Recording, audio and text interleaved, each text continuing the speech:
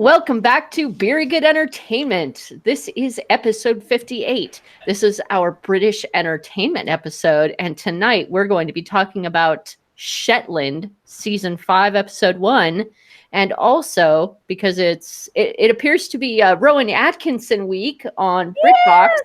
We'll be talking about we'll be talking about the Thin Blue Line. Yeah, I noticed it on BritBox. Like, there's a huge Rowan Atkinson thing going on. Do they have Blackadder? I think so. Blackadder is one of the best shows in the ever-loving world. Yep. Now I do have to admit to our listeners, I am so sorry, but I was a little bit lazy this week because I've been working on my audiobook so hard. I didn't get any news done. So I have no news. I have no news for any of our listeners. But Linda, no news is good news. No news is good news. Isn't that what they say? No news is good no news. news is good news. So everything was the same. Nothing changed. Nothing spectacular. Just keep on moving. So how has your week been? Exhausting. Just busy at work. Yeah.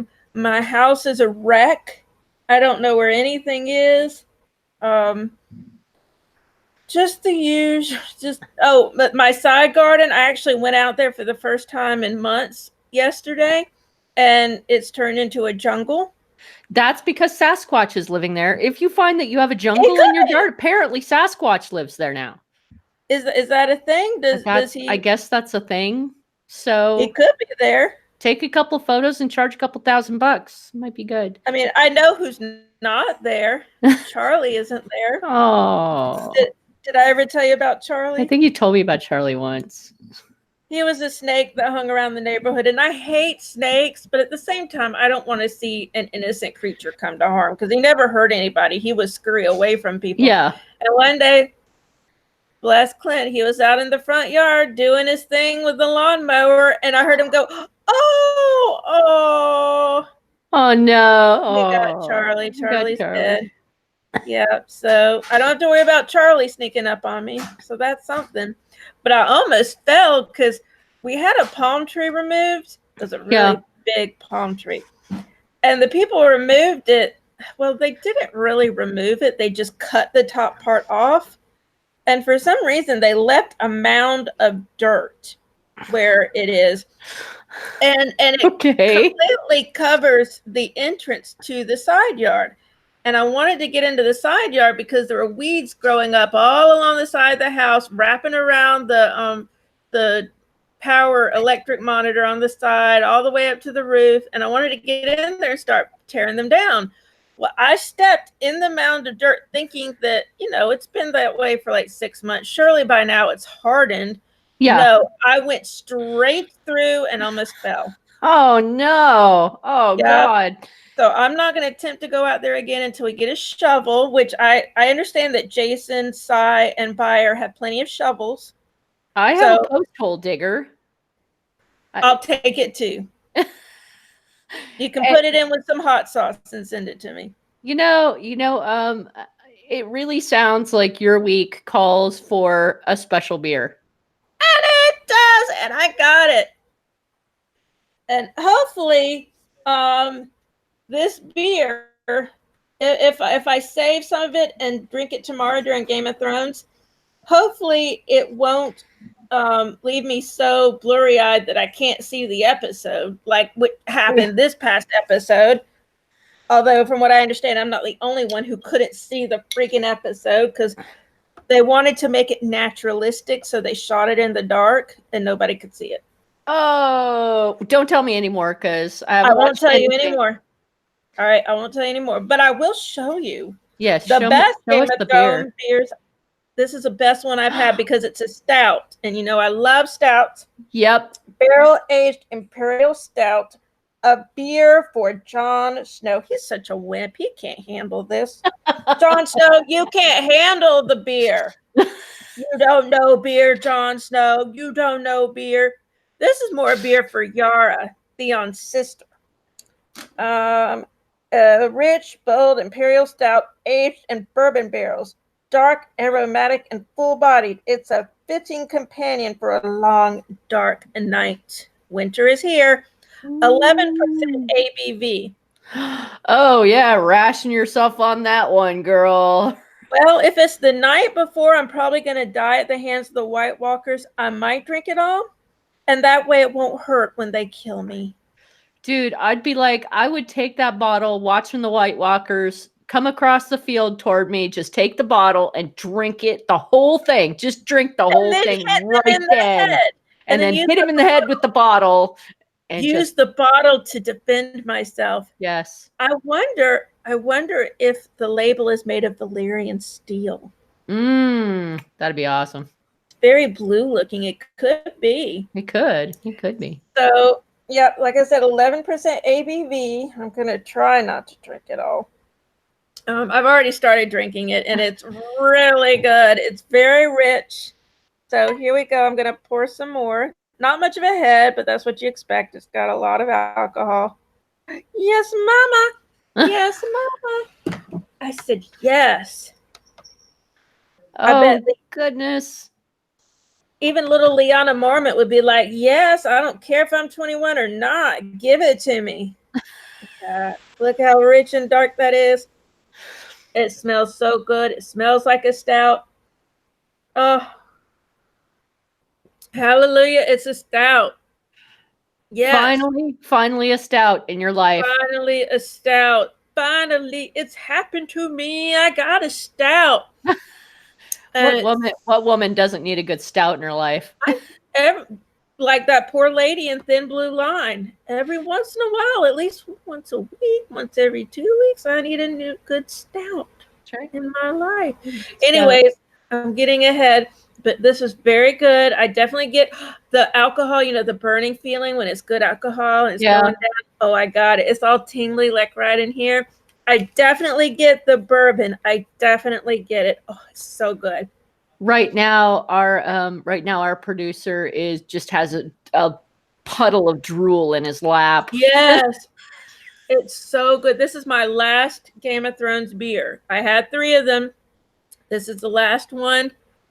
Oh, I wish I gotten all of them this one. Because while the other ones were good, it's not the same, One of the dragon ones was really good.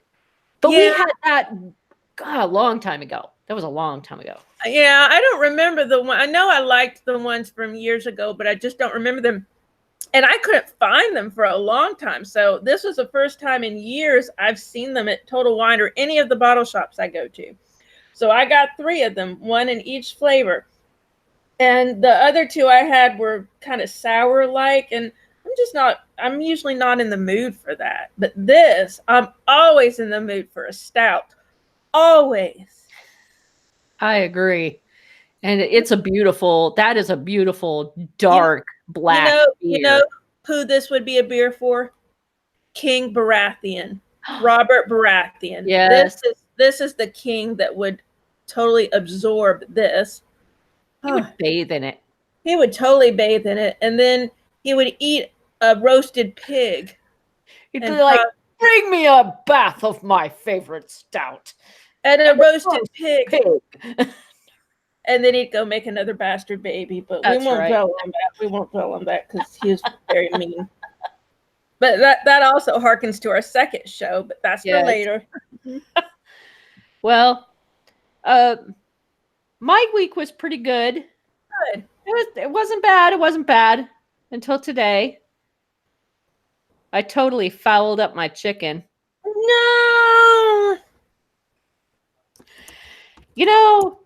Don't leave a Pyrex dish in the grill for too long. Just don't do it. Just don't do it. I mean, I know that Pyrex is a really, great thing. Especially if you have fake Pyrex. If you have fake Pyrex, definitely don't do it. Yeah. Because what you wind up with is a dish that kind of explodes and disintegrates, and then you have to throw out the chicken. That's bad. That's a waste. I was really looking forward to that chicken too. Yeah.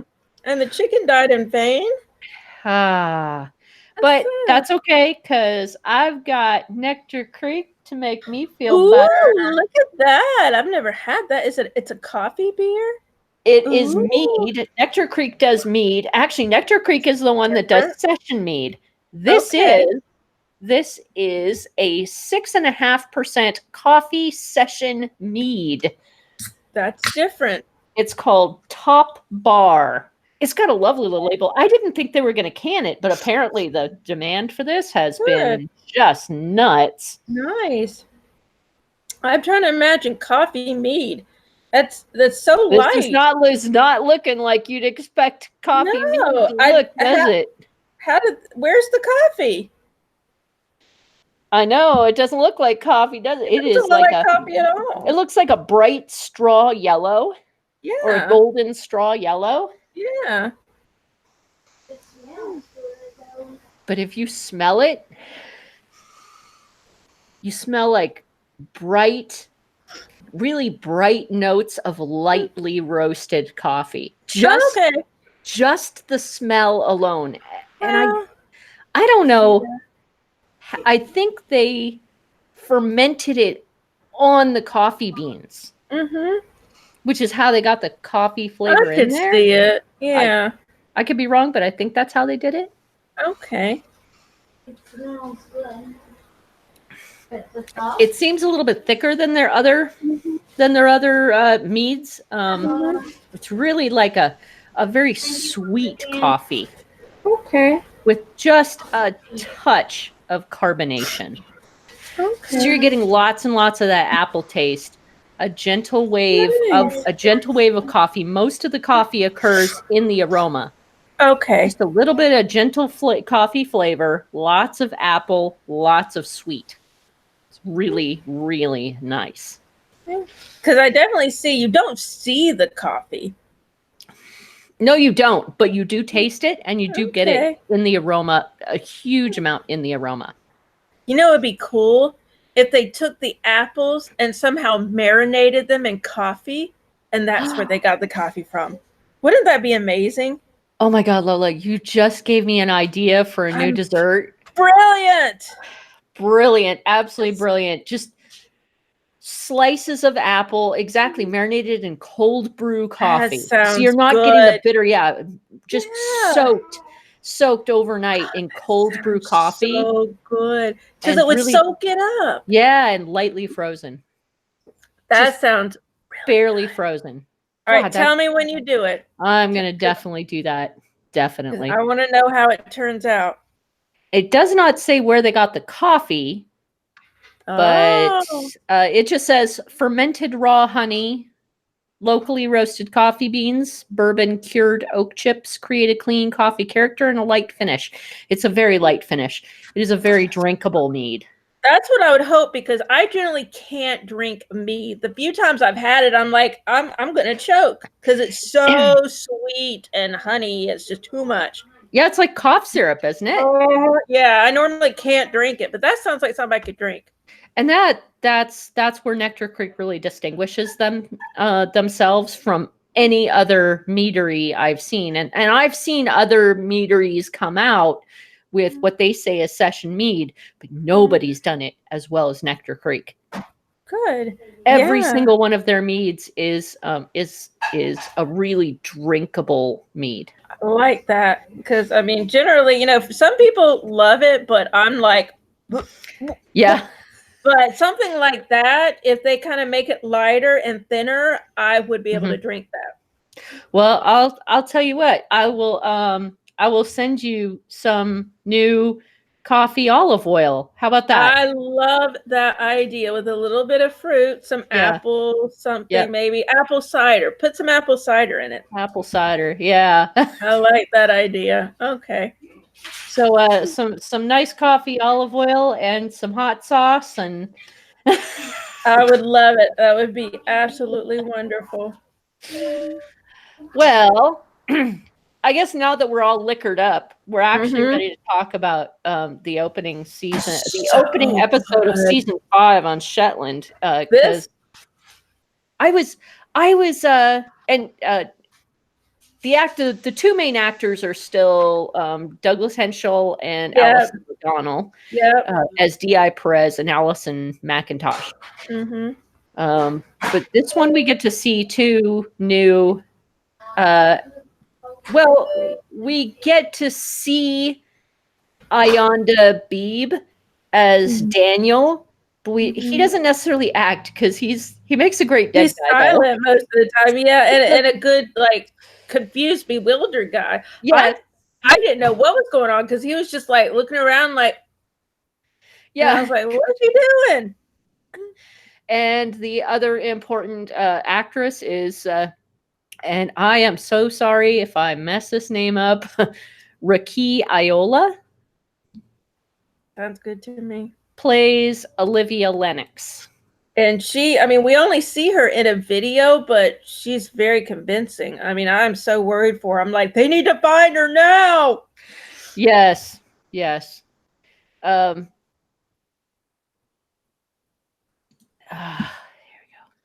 And why don't we start by saying this is on BritBox.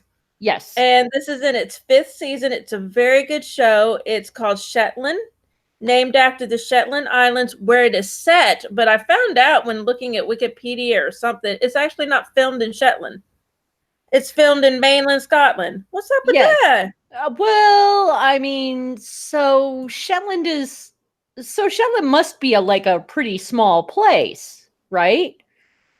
So they've got a lot of islands. Yeah, well, the weather and stuff. And you wouldn't want, you wouldn't want to have to be dragging camera equipment all the way over and all the way back. Tell that to Game of Thrones. They film in Iceland.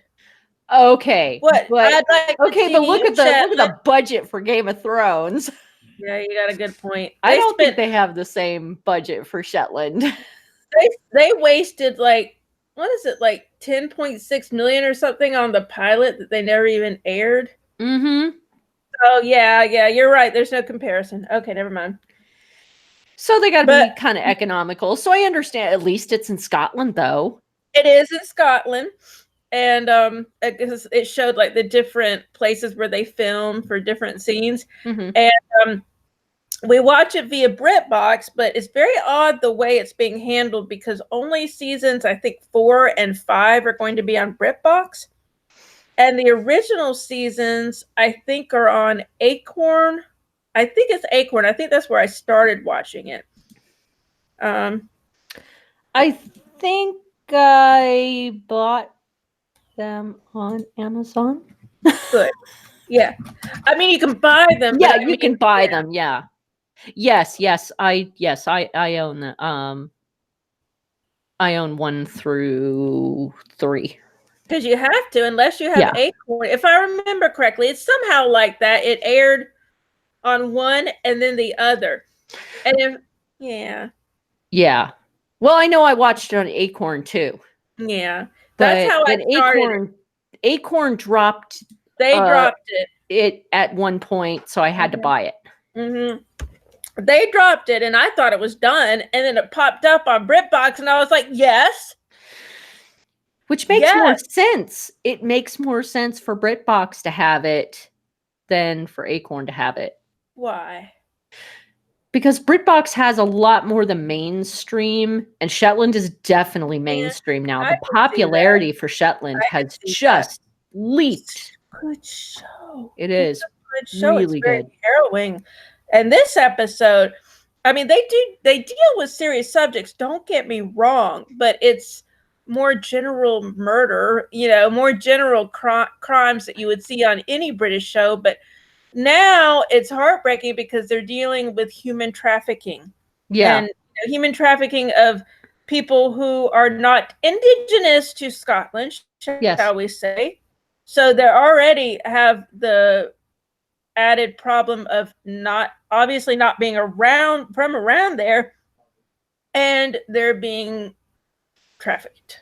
Mm-hmm. They're being trafficked, and that is a very, unfortunately, realistic issue, but also it's a very serious issue. It's a very prevalent issue, and it's something that I love my mysteries. I really do. But when they get this real, it's like I start to feel guilty and uncomfortable because I'm like, because you feel like there's nothing you can do because you know it's real, it's happening, but we can't stop it. Right. And it's like I'm using it for entertainment. I feel guilty because I'm using it for entertainment. I'm like, this isn't entertaining. But it's also important to be aware of these things. So I'm glad they're doing it. I'm really glad they're doing it. Well, the episode starts out as just the only thing we see is Daniel. Mm-hmm. And he's staring at a car that's coming toward him. Mm-hmm. And then boom, that scene ends. And the next thing we see is a hand. Yeah. Just a hand being found on the beach. I think by a peat farmer. Mm-hmm. I think a peat farmer is like just finds the hand. And apparently this is Daniel's hand. Mm-hmm. Yeah. Mm. And I mean, that was totally normal for a Shetland opener. Finding part of a body. Finding part of a body. Mm-hmm. I know later on they find the head, right? Yes, and it was really disgusting. They showed it. At least a little bit of it. Did they find the rest of? I don't think they found the rest of the body. They didn't say. They never said. All I know is the hand and the head. Oh. Yeah, because I know his mom saw the news program. Mm-hmm. His mom, who hadn't seen him in like years. Yeah. His mom saw the news program, realized it was her child, and ran down to Shetland, like borrowed the money to get there. That's my son. I want to see him. And it must be devastating. Yeah. It must be devastating for her. At this point, she doesn't realize that her daughter is involved either. And I don't think she knows yet in this episode, does she? Does she know yet that her daughter is involved? She does at the end. Okay. But nobody knows until the end. Right. Mm-hmm. But when she shows up at the police station, and she says, she knows he's dead. And she says, I want to see him. Right. And they say, that's not a good idea. You don't want to. And she's like, and they're right. Why? And I love the way Perez can totally look at a person and tell the truth without it being a really horrific thing. Like he just looks at her and says, we do we only have graphic. We only have part of him. It seems so graphic. Exactly, which was really great. I was kind of like, Well, it makes you think, how would you deal with it? I'm always thinking, how would I deal with these situations? If I had to tell someone, no, you don't need to see your son's body, how would I say it? And he said it the perfect way because he's a father. And he can imagine if someone came to him about his daughter and he wanted to see her, he knows what he wouldn't want to hear. He wouldn't want to hear that they only have an arm and a head. He doesn't want to hear that. So he said it in the gentlest way possible. We don't have all of him. Yes. And that was the gentlest way possible. And I was so proud of him at that moment. Which is great. That's great. It's great of the writers to say only that. But it was even better on the part of the actor to make it seem not graphic because it didn't turn away the viewers, which was also really great. Chase says he thinks that the peat farmer found the head. Yeah, and I don't remember who found the arm. Do you? The arm was found first. I think the arm was just laying on the beach. Was it someone who was just jogging by or something like that? I think it was someone who was jogging. I think that's who found the arm. Oh, okay. Mm-hmm. Yeah. I think so. That'd be really creepy. That would be horrible. I would be done for life. Be like, I think this beach is probably off limits for a while. Yeah. Yeah. I mean, I get upset seeing dead wildlife on the beach, whales and sharks, dolphins, stranded animals. Oh. seeing part of a human. Although I You don't get upset seeing roadkill though. Is that weird? I do. Well, you also eat rabbit for dinner. That is true. That is true. I mean, I used to go looking for roadkill heads. So, and I still have a That's couple of them. disgusting. That's It's really disgusting. But That's disgusting. the skulls are That's so just no. biologically interesting. There's nothing wrong. There's nothing right about that. You would like a podcast. There's a video cast. I haven't watched it in years, and I need to start watching it if it still exists.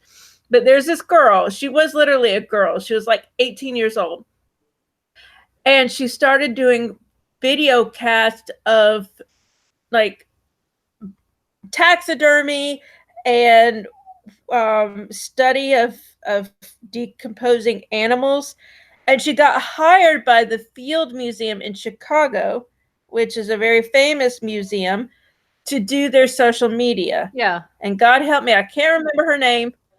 She's from like North Dakota or South Dakota, one of the Dakotas. But that's her whole thing. She loves studying like anatomy, animal artifacts. Yeah, animal artifacts, like the stuff they dig up from the ice from 30,000 years ago. Oh, yes. I'll look it up.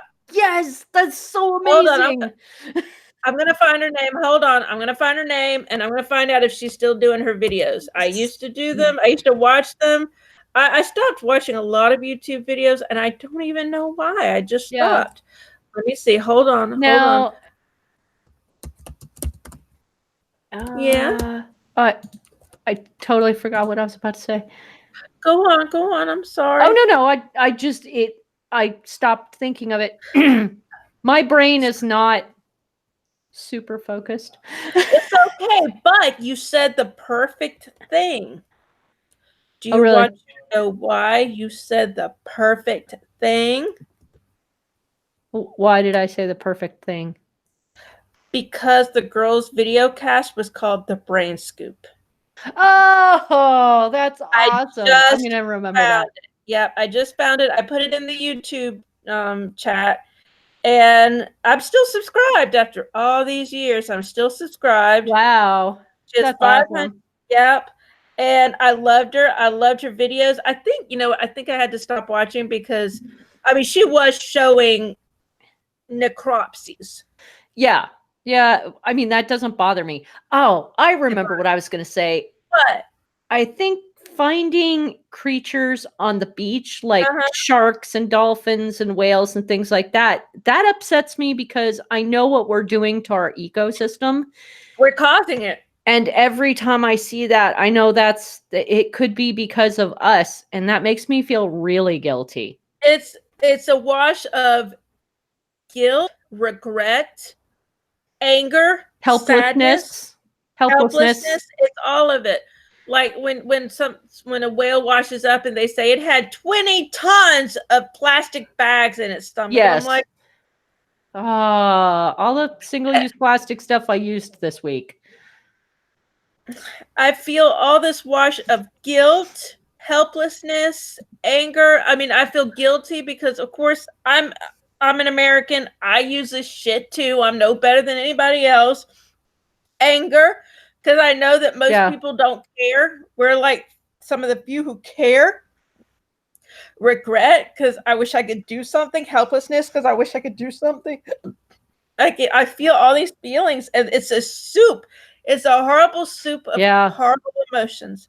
And I felt, and it's similar to some of the guilt I felt watching this episode.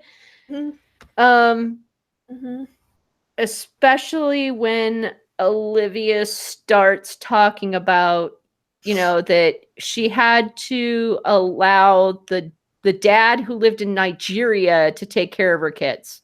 Yeah. So I was like, kids having kids and not feeling like they have any other choice. They don't have a recourse. Yeah, and then having to give up the kids, which is wrenching. And, it feels like I should be doing something about this. And And Perez, he is such a good investigator. Yes. He knows exactly when she's not telling him stuff. Mm-hmm. Like her son. So the dad dies. Yeah. Right? Mm-hmm. And the son calls up the mom. The son is now 20 years old. Yep. 21. 21. His daughter's 20 because she's a year younger. Yep.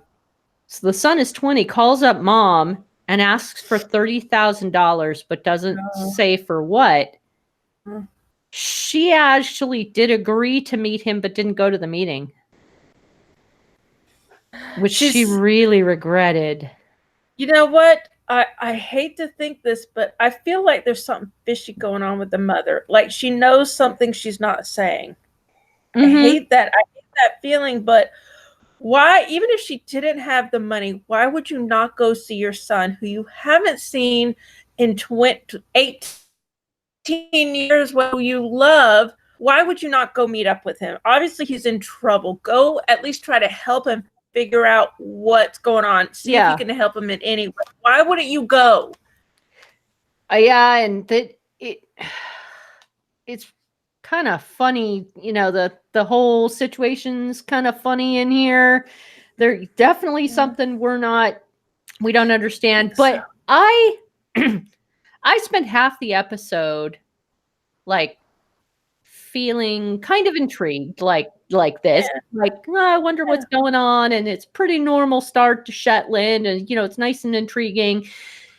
And then I think about from the halfway mark, it felt solved to me. For about another quarter of the episode, it felt solved, especially when Perez went checking out the raw metal recycler people, and bam, it hit me. These people are white supremacists.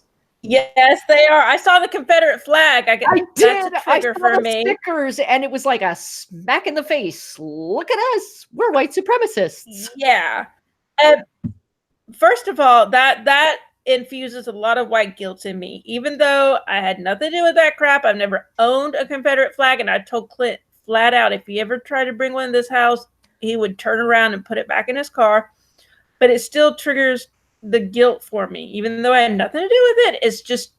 It's a trigger, it's right there. And I'm like, and I'm angry at these people. I'm like, you are in the whitest place in the world.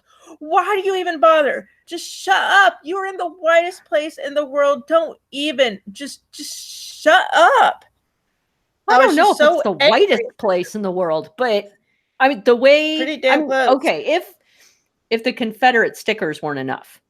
Yeah. The way they acted toward what was it? Was it Perez's assistant? I can't Allison? remember. It wasn't Allison. It was somebody else. The white supremacist guy was like, he was just really, really like out and out rude. All right. Very blatant in his racism. I just watched 7 episodes of The Thin Blue Line, and so I'm getting mixed up. All right, okay, let's go back to the character list. In Shetland, we have Perez. We have Alison McIntosh. Yes. We have the Sandy, the other guy. Who was with Perez? Cassie. Was it Cassie? Is that his daughter? That's his daughter, I think. No. Maybe it wasn't a woman. Maybe it was a guy. But there was somebody they were exceptionally racistly rude to. Yeah, let me see. All right, we're gonna look at. I can't exactly remember when it was, but I do remember it was like, if it wasn't just the Confederate sticker, it was definitely that one part that labeled them as racist. We're such dicks. Yeah. All right, let me see. I'm on like BBC. right then I was like, oh, they did it. Yeah, I mean, but that could be a red herring. That could be something to misguide us. We assume it's them. Yeah. And they're assholes, and they certainly would be capable. That's true, but they also had lye on the property, and the body parts, somebody tried to dissolve the body parts. That's true. So they could have been involved, and they could have supplied the lye to the people. They could have, or, I mean, they did have a pit. They said was for cleaning equipment. Yeah. Now, I think they may have taken DNA from the pit, but I'm not sure if they did or not. Yeah. I know they took a whole bunch of stuff out of the hotel place where Perez had taken Olivia. Mm-hmm. They ran back out to that hotel and they took a whole bunch of stuff out of it. Mm-hmm. I think it was that, unless I'm confused again. Yeah, I'm still trying to figure out who was with Jimmy. I don't remember. I don't remember either, unless it was Olivia. No, Olivia. So I think it was like in the beginning before he saw Olivia. Well, Olivia's still missing, right? Is it Olivia? I thought Olivia was the mom. Oh, I'm getting mixed up. Oh, you're right. Okay, I'm sorry. Like I said, I've watched 7 episodes of The Thin Blue Line, pretty much in a row. You're right. The mother was with them. You're right. Okay. I'm sorry. I'm a little confused. Yeah, and the mother was with them. And they were doing that. Huh? Yeah, they were taking out tons of information, like boxes and stuff, out of somewhere, and I can't remember exactly which. This is where it gets confusing for me for Shetland, where all these tiny details are like important things, and I don't always pay attention correctly to them. Me neither. And I sometimes I'm distracted or I'm sleepy and I'm like, or I just miss it. I mean, there's so much going on. I miss stuff. And I only watched it once. I should have watched it twice, considering we only have 1 episode so far. Well, I mean, I'm not the best murder mystery viewer. I tend to appreciate the ending more than the beginning and the middle. Although that's okay. I like the build-up and I like the little surprises. Mm-hmm. Well, that's okay, because sometimes Shetland is better than most shows, but some murder mysteries, they pull the ending out their ass. Yeah. You're trying to figure out who done it, and it turns out to be somebody nobody's ever met before. So sometimes...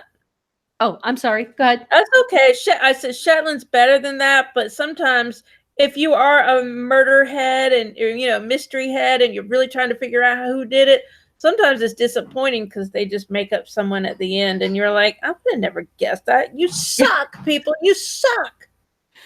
Now, the only thing that disappointed me in this, the only thing at all, was the total unrealistic Hollywood sound editing when Perez's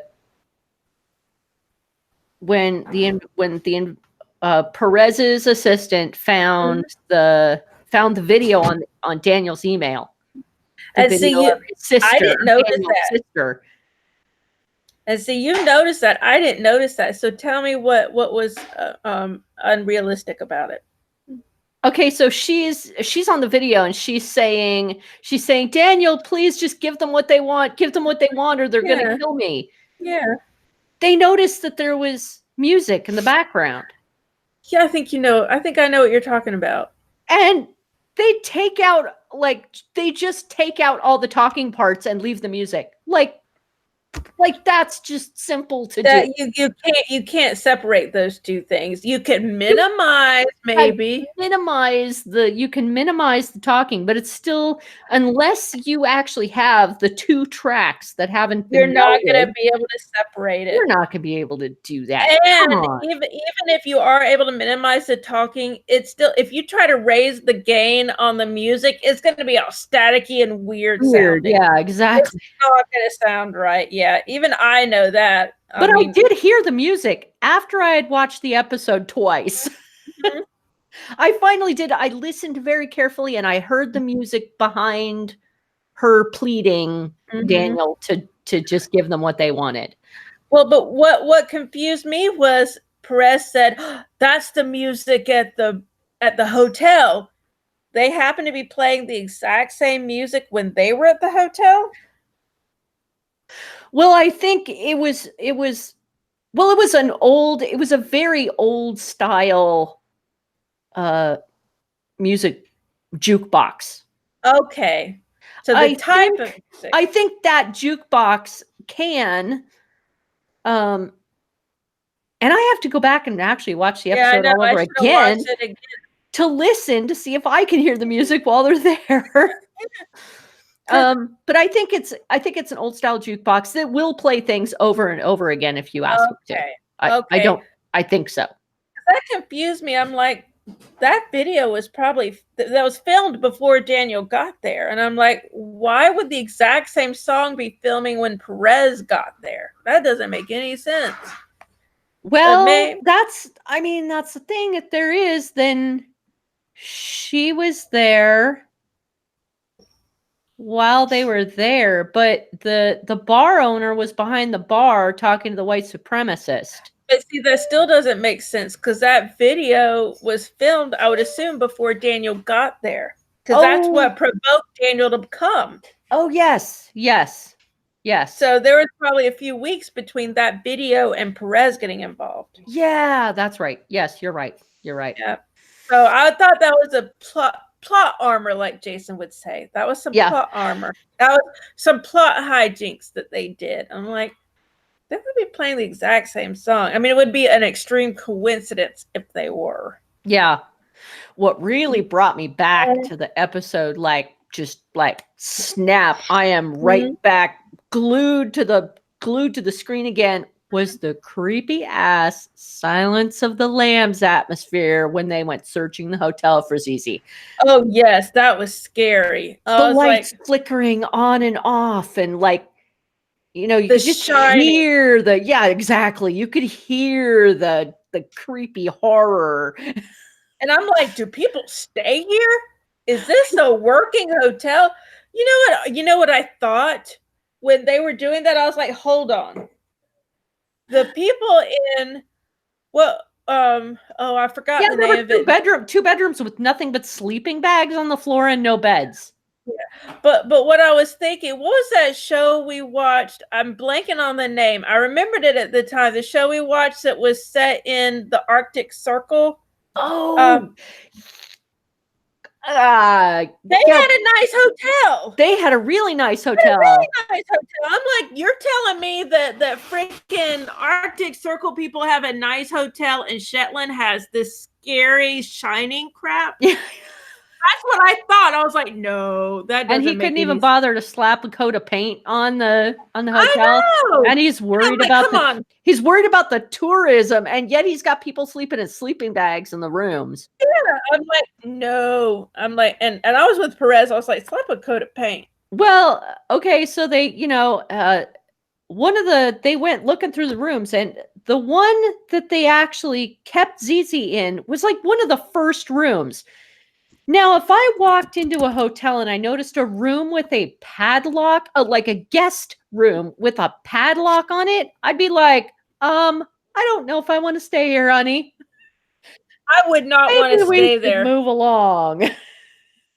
Definitely move along. There's got to be better hotels. I'm sure there are better. Flickering on and off, padlocks on doors. Funny music playing over and over again. God, this does not scream honeymoon to me. You know what I would say? I want to keep my organs. Yes. I don't want to wake up without my kidneys. I know. I like my kidneys where they are. I don't care if it's only 30 pounds a night or whatever. I want my organs. Nope, not staying there. I'll stay. Che guessed it. It's Fortitude. Fortitude. I love that show. I wonder if it's ever coming back. We're going to have to look that up. You're going to have to beg them to bring it back. That'd be awesome. Yes, it would be nice. Although I preferred the first season to the second season. I will say that. Well, we finally get to the end of the episode, and this is where they find Zizi's scratching. Yes. She's I scratched. was I here. am I'm alive. alive. I am alive. Good girl. I'm like, smart lady. Whew. So She knows what they she's doing. finally figure it out. It's not about drugs at all. No, It's actually human trafficking. They say this is not about drugs. It's about human trafficking. Which is 10 times scarier. Yeah. 10 times scarier. Drugs, you can understand. Drugs is about needs and money. Profit and money and control. But human trafficking, that is ugly.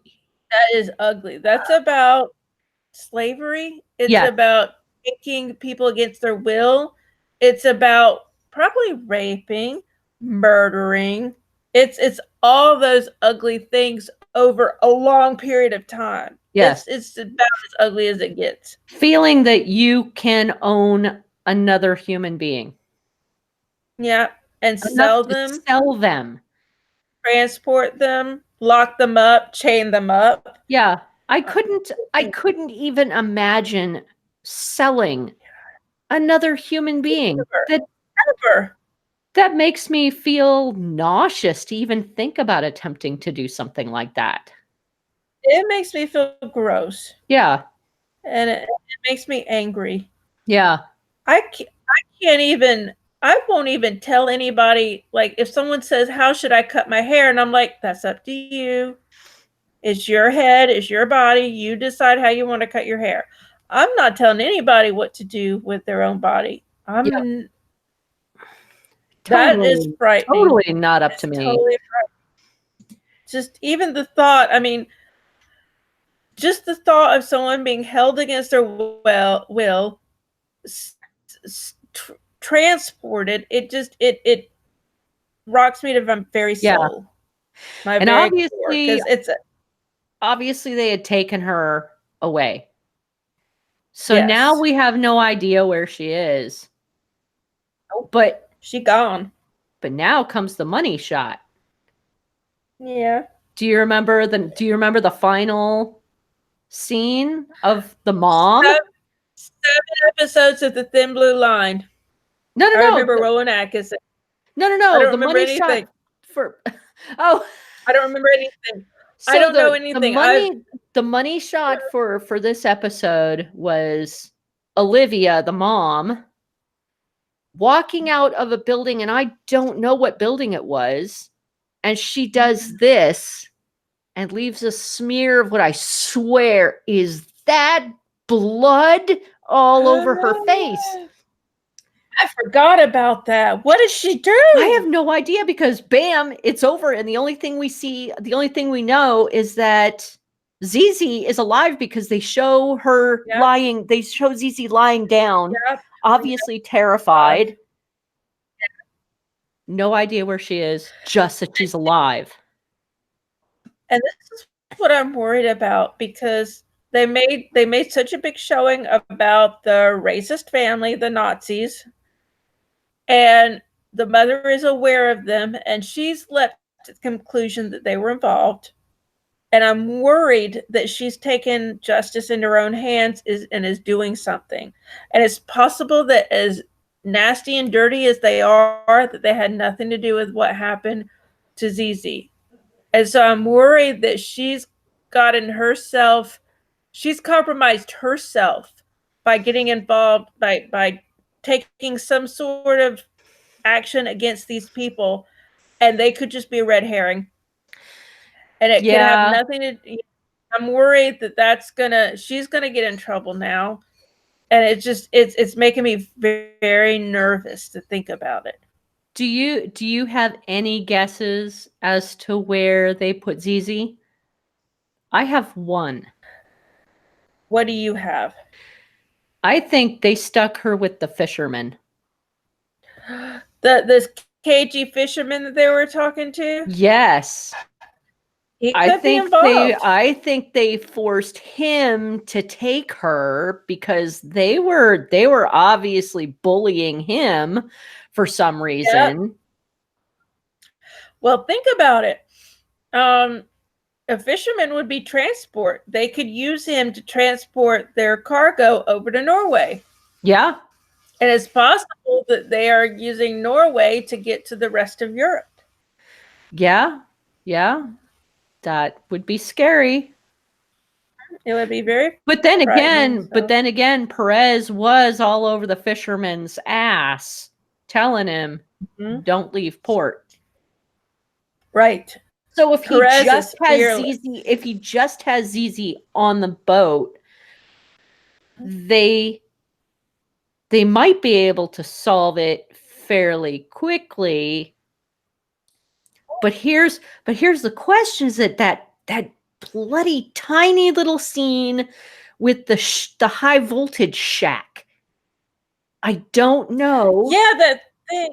I don't know what is that going to. I don't know what that was about. So it's a shack that says high voltage, but it's got pipes going into it, and the motors turn on even when there's no fish in the basin. So it seems to have nothing to do with what it's supposed to be. Yes. It has an added purpose. Yes. And I'm not going to pretend to understand because I'm intoxicated a little bit. I'm buzzed. And I've watched 7 episodes of The Thin Blue Line. So I'm not going to pretend to understand what that could be about. But they're definitely involved. We're definitely going to see something about it in the next one. So do you think this is a good start? Oh, sorry, go ahead. Well, I was going to say Perez should be devastated because this shit is going on. He has a string of islands to look after. And this shit has obviously been going on for a while on his string of islands. So he should be devastated. He needs to clean up that shit. I'm sorry, but it's a string of islands with a total of maybe 100 people. I don't know, maybe 1,000 maybe. But it's a string of islands in the effing most remote part of the UK you can get. He needs to start policing this shit. This shit is going on under his nose, and this needs to be a wake-up call because that could be his freaking daughter. And he's thinking that. Yes. It could be his daughter. It could be his daughter. Yeah. So he needs to be more vigilant about this shit. He needs to have eyes on the airport, eyes on the coastlines. Yep. And when you think about it, Shetland is a good location because it's a way you can get to mainland Europe without eyes looking at you. It's so remote. So that probably does happen. Well, yeah, that's true. I mean, it's the EU, so, movement is pretty free, but doing it without somebody seeing exactly what you're carrying, it could be very possible. So do you think do you think this was a good start to season 5? Yes, because I'm still thinking about it. I'm like, the little motors are whirring, the little gray cells are connecting, and I'm like, they need to lock this shit down. And I'm like, Shetland, you need to get your shit in order. Yeah. And this is just a fictional TV show, but I'm like, there's a real Shetland, and it's these remote islands that are very close to Norway, mainland Europe. And that's a point at which people could do this shit and not be as noticed. Yep. So it's very upsetting to me. I thought it was a little tame for a beginner episode, but one that has promise. I do need to see the next episode. I have 100%. I need to be told when the episode is out so that I can run to BritBox to watch it because I really want to know what happened to this woman. I was very upset because we were, chatting back and forth about how many episodes to cover. And I was like, well, let me go and see how many there are. I was thinking they dropped the whole season like most streaming places do. Yeah. And when I went, it only had 1 episode. And I kept refreshing. I was like, well, maybe it's just hung up on the episode I watched. So I kept refreshing, and it kept saying just episode 1. And I was like, I know. Well, it's like this is a cliffhanger that can't be the only episode. So I went to look it up on Google, and it said there were, I think, 6 episodes, something like that. And I'm like, so there are more. And I'm like, yeah, and they aired in February, or they aired in like February, March. a few months ago. So they've already. This is what frustrates me about the BBC. Yes. God damn it, BBC. WTF. WTF, motherfuckers. Come on. You can't leave me hanging. Don't leave me hanging. I need to know what happened. I need my fix of Douglas Henshaw. You don't understand. Yes. I loved Primeval. I am saying this right now. I am a proud human being of this planet Earth. And I loved Primeval. I love Douglas Henshaw. And really I need my fix of Douglas Henshaw. I need him like I need Stout. Yep. I need Douglas Henshaw. I want him now. Well, so, that's BritBox. Yeah, BritBox. That's what 11% gets you. Well, I'm gonna change. I'm gonna change gears. I'm gonna change gears with my my drinking. I'm gonna go for 2 Towns Strawberry Haze. I've never tried this. I have no idea what I'm getting. I've never seen that. Okay. It is a 5.5% unfiltered strawberry cider made with strawberries and rhubarb. Oh. Now they do have a rhubarb cider called Rhubarbarian, which is really good. Interesting. I like that. I'm not sure how much even know what sour is. I'm not sure how much sour is in this. I mean, rhubarb is. Did we say rhubarb is usually sour. What is rhubarb? Rhubarb is a sour plant. Like you have to cook it, or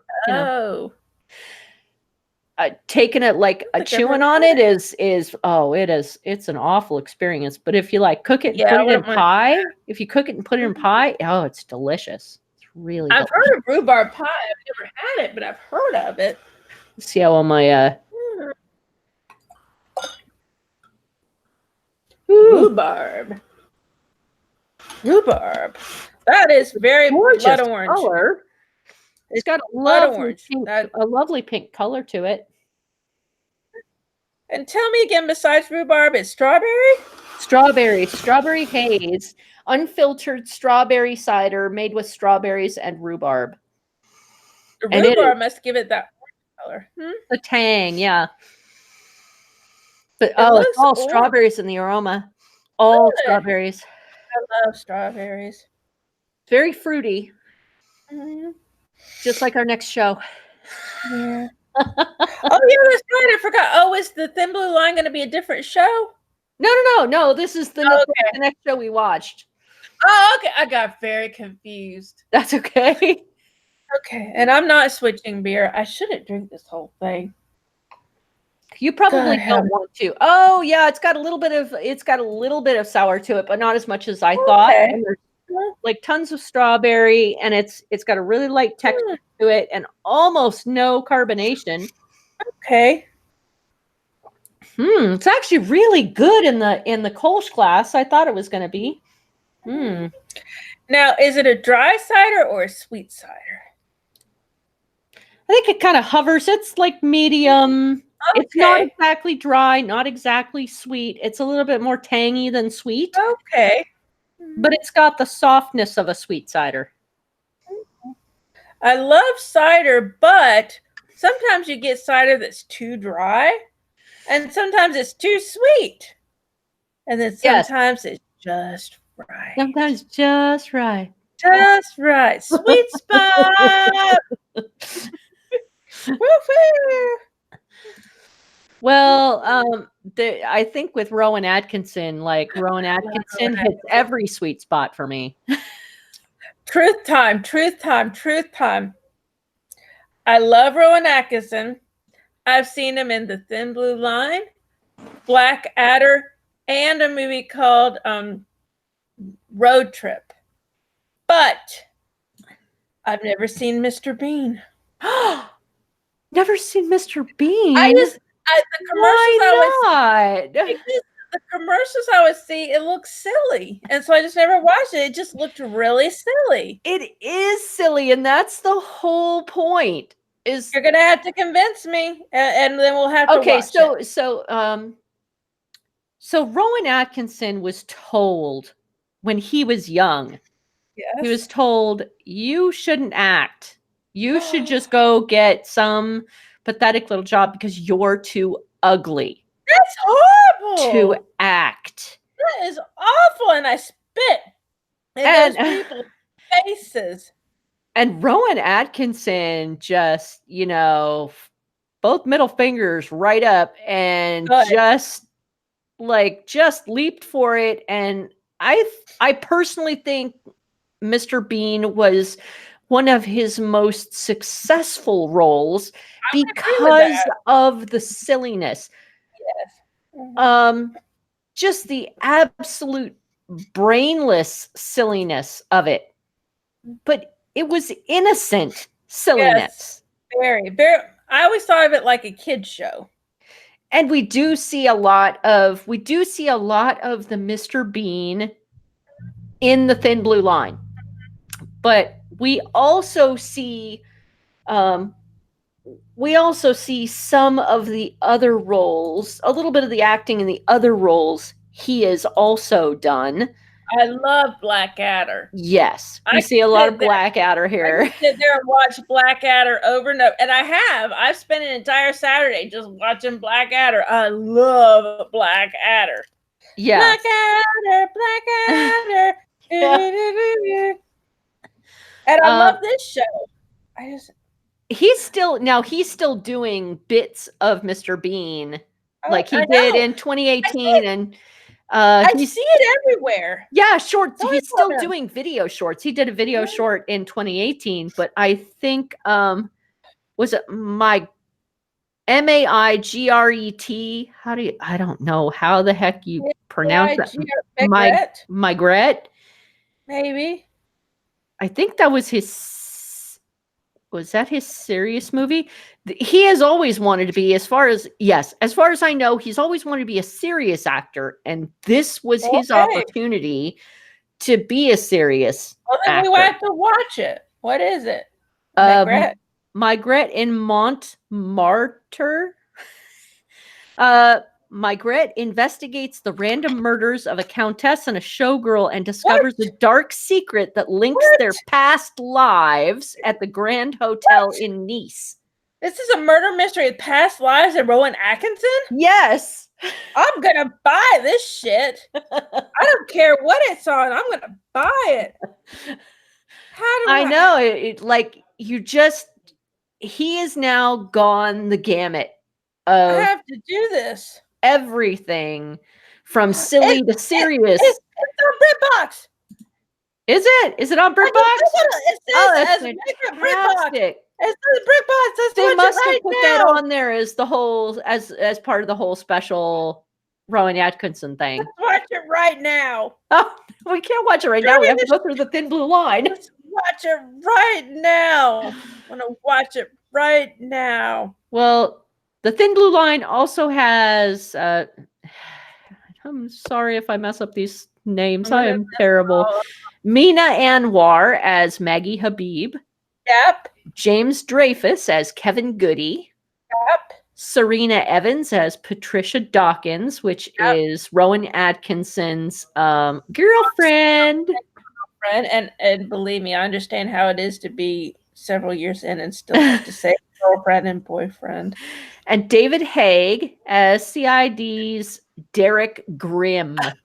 I hate him. They just had to give him a name like Grimm. They should have given him a name like Ponce. They should have given him Ponce. That's the perfect name for him. Ponce. Well, Rowan Atkinson portrays Inspector Raymond Fowler. He's not really pompous. He's reserved. Officious. He is officious. Yes, he is officious. He's not pompous. He's officious. Derek Grimm is pompous. He's pompous. I just want to knock him in his nuts and watch him squeal like a girl. That's what I want to do. Patricia, on the other hand, is super needy. Very sweet, but come on, super needy. Okay, this is what I will say. I would say it's understandable to want what she wants. Yes, understandably needy. But she needs to also understand that she's with the wrong guy. She's not getting this shit from him. She should understand. So she's not getting presents. She's not getting recognition. She's not getting sex. Respect. She's not getting respect. Not getting no. I would disagree with that. I think he respects her a lot. Okay. He definitely respects her at work. Yeah, definitely. Now, he is a bit thoughtless when it comes to being a good. He is a bit thoughtless when he's actually interacting with her as boyfriend material. He's not boyfriend material. He doesn't think of her needs in the relationship at all. All. Yeah, he just.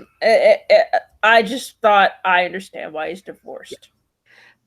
But here's the thing: is that Raymond Fowler is actually much smarter than you would give him credit for. There are a couple of times when he comes out with these things that just kind of floors you. Mm-hmm. Like good mathematical things. You're like, oh, I didn't realize character could do that. Mm-hmm. And he's also, He's also what? A lot more flexible morally than we give him credit for, because he comes off as very officious, but he does have sarcasm. He does understand sarcasm, and he does give sarcasm. And he did come through at the end when Goody punched a Nazi, which I would have done, anybody would have done. And at first he was like, but you did a bad thing. You did a no-no. And you must be punished. You did a no-no. And then you're like, come on, he punched a Nazi. It's okay.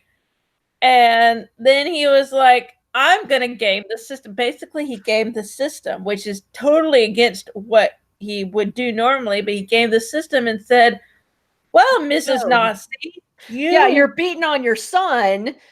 We're going to have to arrest you for this. Or you can forget the whole thing happened. And that's totally against what he's for. That's totally against what he said before. But you're like, this is the way it should be. Because I was totally with Goody punching that asshole. I was totally with it. And up until then, from the very beginning, Goody is God help me. He's loopy. He is the typical dumb character. He's very dumb. I said about him in my notes, I said he's only 5% smarter than Father McDougal. And that's not a compliment. I'll agree with that. That's not a compliment. The only reason he's 5% smarter than Father McDougal is because he can say his own name. And he can probably cook for himself. He can probably cook for himself, and he can probably find his way home and to his place of work without. Yeah. That's the only reason he's 5% smarter than Father McDougal. Now, the only person that I see on the force that's actually like actually worth anything is Maggie Habib. I love her. I worship at the altar of Habib. She's so competent. I love her so much. Even when she was fawning over that fireman. Fireman who I knew was gay. It was so obvious. First I knew he was gay because he said, oh, you guys want to go get a brew? And he doesn't look at her. He looks at Kevin. Goody. He looks at Goody. Yes, he looks at Kevin. And he directs everything to Kevin. Yes. And he says something like, oh, do you like a little bit of insinuating gay stuff? Yeah.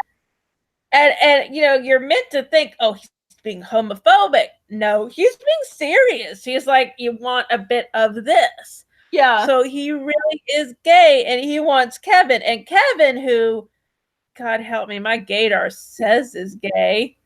He wants to be. He acts very what we consider as typically gay, although he's not. He's just effeminate. He's just effeminate and happy and very emotional. He is super emotional. Or on the sleeve. Cries at the drop of a hat, is shocked at the drop of a hat. Like when he puts his hand to his face, he shakes like he's he's very nervous. Very nervous. I love him so much. He hates it when anything goes wrong. Like he gave the wrong present to Fowler. Yes. First of all, he meant to give the lingerie to Habib, which the lingerie, which cracks me up. The lingerie to Habib, which would be wrong. Even though this was 20 years ago, it was still wrong to give your platonic coworker lingerie. But he meant to give it more. Wanted more. He gave it to her. He meant to give it to her, but he gave it to Fowler instead. So when he found out that Fowler got the lingerie, he was like, he's the Home Alone guy. He's Macaulay Culkin. He's like, yes, exactly. Hands to the face all the time, which is a little bit of a character. It is a little bit of a caricature, but also it was 25 years ago. I mean, I've watched British TV since I was a little baby girl. One of my mom and I's things was on PBS on Saturday nights, they would play British shows. From the early 80s, my mother and I would watch British shows on Saturday night. So I know that in the 80s and 90s, British shows were very un-PC. I don't know how else to put it. Well, realistic. America had this hang up until very recently about mentioning anything like that. It was that wasn't right. That was why we watched British TV. They said that shit of realistic humor that was not present in our own shows. Now, James Dreyfus, who plays Goody, so good. He has changed all out of recognition. Really? Really? So in his early years in this show, he is super skinny. Like skinny, rail thin. Mm-hmm. He's really filled out, grown up with a beard. You'd never know it's Kevin Goody. Good. What else has he been on? I was on IMDb and I was just all like, oh my God. Rowan And I'm like, oh my God, Mark Addy's in here somewhere. Oh my God, which I figured out after some Googling. I spent the whole time looking for damn Mark Addy. He's not until the second season. Well, he has been, the one I cared about was World of Warcraft. Oh, he was in the video, James. Yeah, James was in the video in the video game Battle for Azeroth. Okay. He was in Father Brown. I know Father Brown. He was in Sarah Jane Adventures. I know that. And oh no, that's not The Walking Dead. It's Walking the Dead. That's different. Where's the other one? Notting Hill. Notting Hill. Notting Hill. And he's still working. His most recent was Shakespeare and Hathaway Private Investigators. Oh, I love that show. He's Claude Mortimer in Too Cold for Hell. Is that in season 1? I don't know. Because I love that show, and it's on Amazon. I've been watching it, and I probably saw him and didn't realize it was the same person. I love that show. It's a cute little. It's one of those little like happy detective mysteries where people die, but nobody ever really gets super stressed out about it. Oh, and it's a cute show. It's set in Stratford upon Avon. Oh, cool. And it's about. It starts out the guy, and I know the guy from other stuff. I'm not sure what he's a former police detective, but he got run out because of something that happened, and now he's a private detective. and he's hired to investigate the fiance of this woman because her family thinks he's just in it for the money. And her last name is Shakespeare. I can't remember her first name right now, but her last name is Shakespeare. It's assumed that she's related to Shakespeare, although I don't know if anyone's ever actually related to Shakespeare. I don't know if he had children or anything, but it's assumed that she's related to Shakespeare. And she's a sweet lady, but she's kind of like, I love him and he loves me. Don't tell me there's anything wrong. And he's like, he's had like 3 dead wives who all left him money. I don't remember the specifics, but it's pretty obvious that he's in it for the money.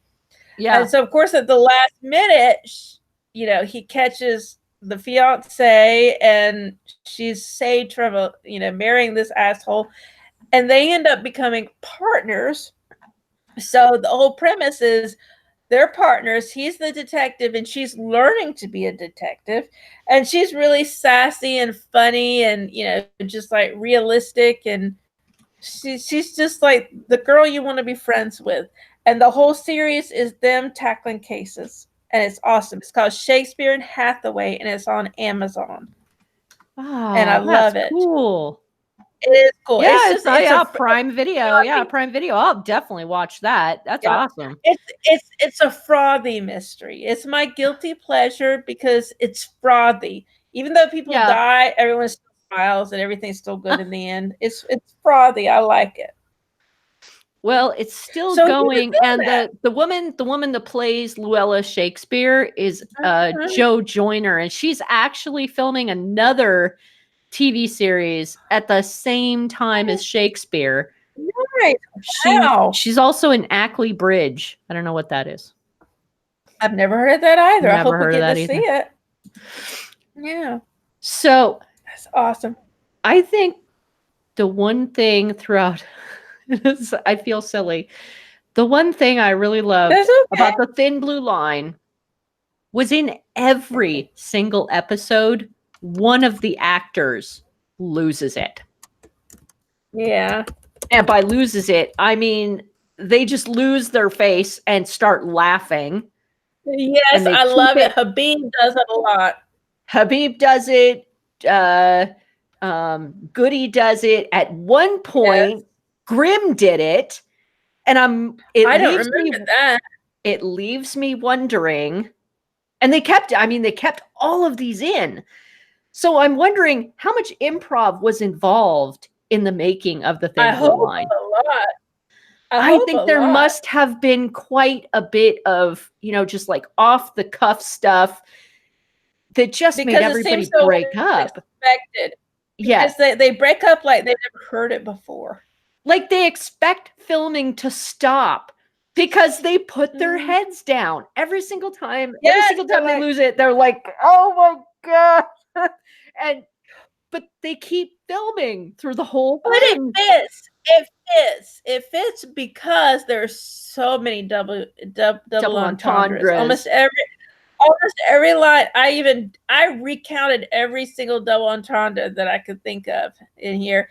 So everything is a double entendre. So if the character breaks and laughs, it's actually okay because the stray character, which is usually Rowan Atkinson, doesn't realize that what he's saying is a double entendre. It's a double entendre and just keeps on going. Is there something wrong? And he keeps on going. Yes. What is it, Habib? What is it? I pay you to be a good blue line holder and you're laughing. Yeah, I know. Officer, and you're laughing. This is not a laughing manner. Like, okay, I wrote down a bunch of stuff. Let's see. Hold on. Well, sometimes Rowan Atkinson, his character Fowler, comes up with something actually smart that is honorable. Like, he said, I've got half a mind to charge you. That the CID blowhard said that. And Fowler said, you've got half a mind, full stop. Meaning that's the end. You've got half it. You only have half a mind. You only got half a mind. That's the end of the sentence. And then let's see. Okay, they used a fake name for something, and so Fowler ended up saying the name is Iva Biggin. Biggin, yes. Iva Biggin. That's just funny. And then at one point, Fowler was talking about his nightstick, and he said he is satisfied with 14 inches hanging down his trousers. And he said it with the most serious face, which I guess is why he would be a good serious actor. He kept the serious face. Oh yes, because they were talking about how big because the nightsticks in America are about 24 to 27 inches long, and I don't remember how I found that out. I don't know. I didn't know. They're very long, but they also have, like they don't have a normal handle. They have a handle and a T at the end. Okay. Which is weird, just a normal nightstick for the British officers is just like, it's just a stick. Yeah, it's like, yeah. I'm gonna hit you with my nightstick. So he was saying, we don't need that much. I'm very happy with 14 inches hanging down my trousers. Which made me laugh. A lot of the times I would just roll my eyes with the double entendres because it's pretty obvious. That one did make me laugh. It really did make me laugh. And now I want to find out if Amazon has nightsticks. Because now I want nightsticks. I want to know, do they? Because now I want one. Because I need to protect myself. Does Amazon have from what? Well, people break in. I don't have a gun, and I don't want a gun. Yeah, actually, well, plastic policeman stick simulated nightstick for kids cosplay. No. I want the real thing. Brine clutch shaft defense lacrosse stick. Oh my goodness. Defense stick. Hold on. It's $110. Oh, a baton. That's what it's called. Oh, it's called a baton. All right, hold on. Now I gotta have redefined my parameter. Baton. Yes, baton self-defense, not twirling. Yeah, twirling batons. You could probably do some damage with those too. I used to be a baton twirler. I used to try to do it when I was a kid. But I wasn't. I was actually part of the Laverne. I was actually part of the Laverne twirlers when I was little. Okay, I need to know about this. You need to talk more about this. I'm gonna I will find a photo somewhere. I need to hear more about this. I don't remember much about it. All I remember is I had to learn how to twirl a baton, and I remember marching down the street with a baton, and I don't remember much else. Laverne Shirley baton twirlers. It's a thing. No, Laverne. No, it's Laverne Shirley. Laverne Shirley. I made it a thing now. You made a thing. Laverne Shirley baton. Laverne Shirley baton twirlers. I have made it a thing. It is done. It is a thing. You were part of the Laverne Shirley baton twirlers. They started out in hold on. They started out in hold on. Where did it start? Oh my goodness. There's actually a California baton twirling championship. And you need to go. You're from California. No way. Can do it. No. You can do it. I am never. Why not? No. Why not? Terrible. You can do it. You're from California. You can do this. You're loud. By California law. So what was your favorite episode of Thin Blue Line? Oh gosh. They all ran together. They all ran together. I don't know which particular episode is which. Let me look at my notes.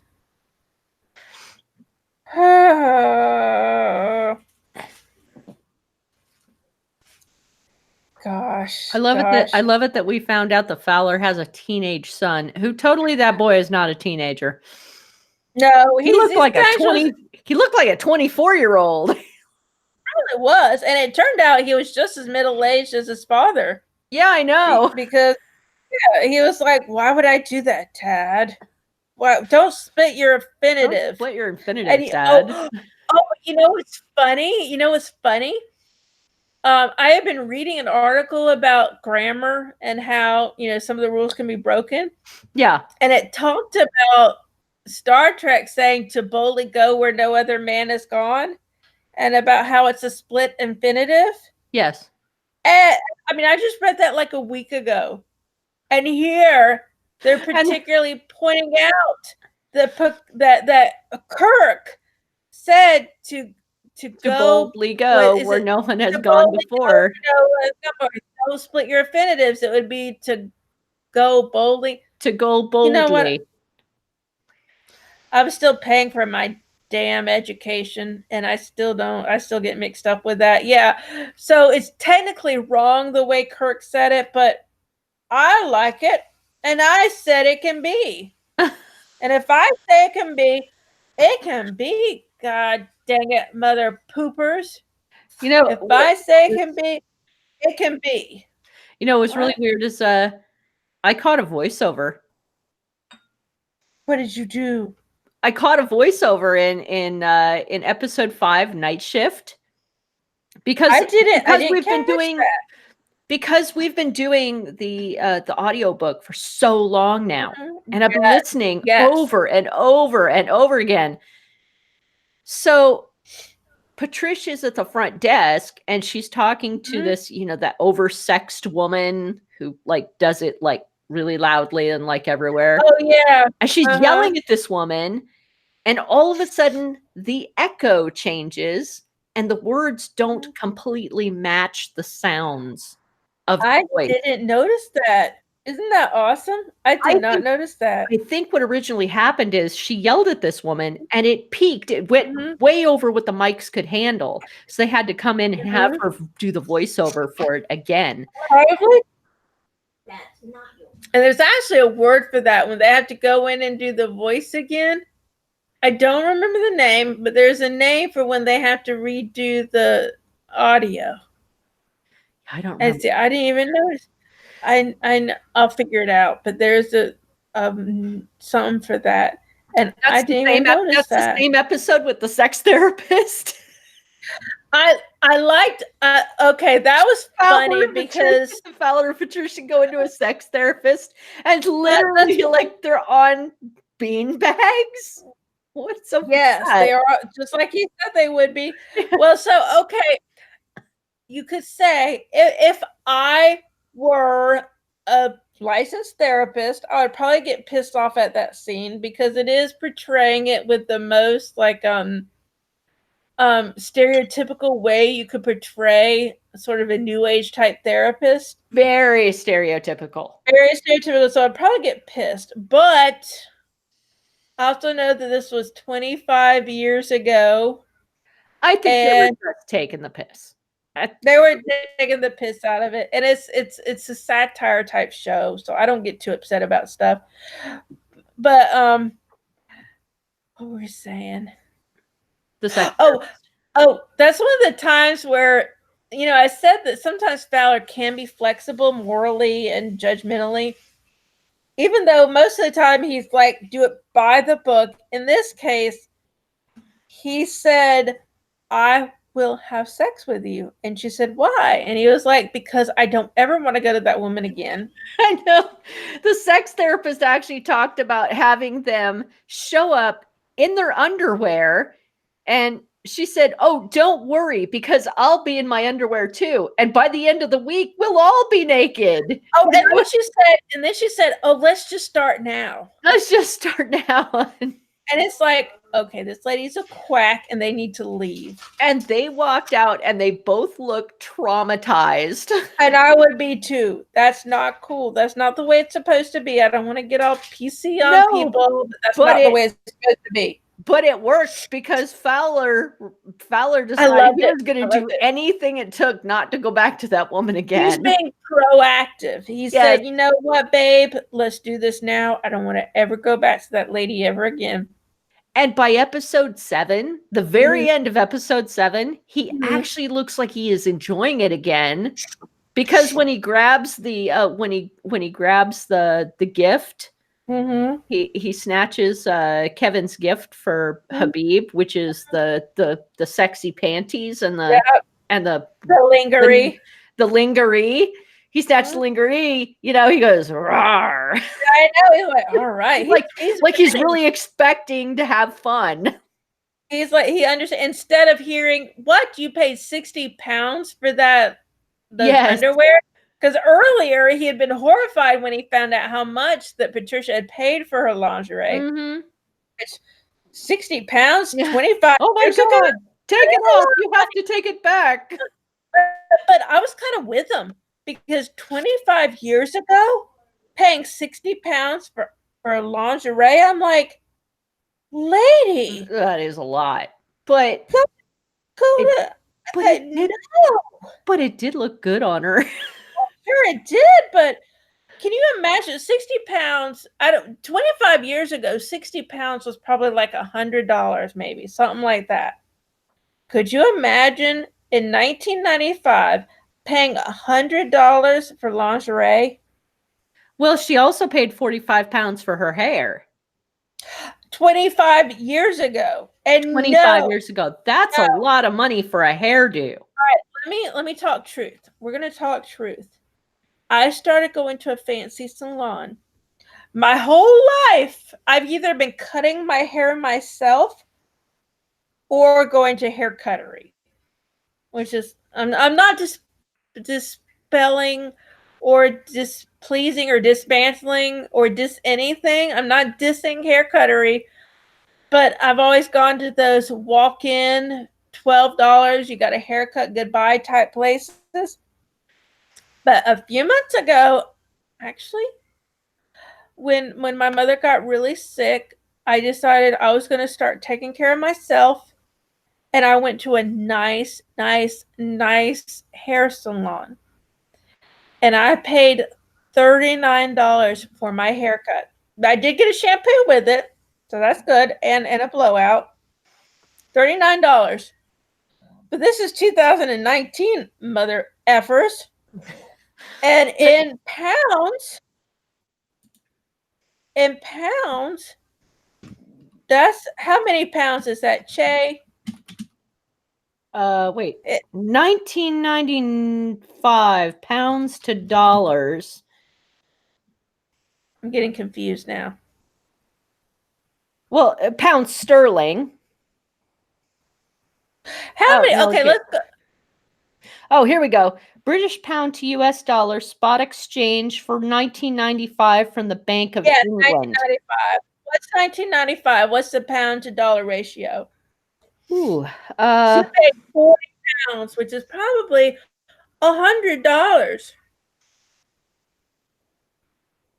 1.31. So it'd be 1.31. I'm drunk. You gotta help me. So, shoot. Say it again. What? Huh? Hey Google. What's the ratio? 45 times 1.31. The answer is 58.95.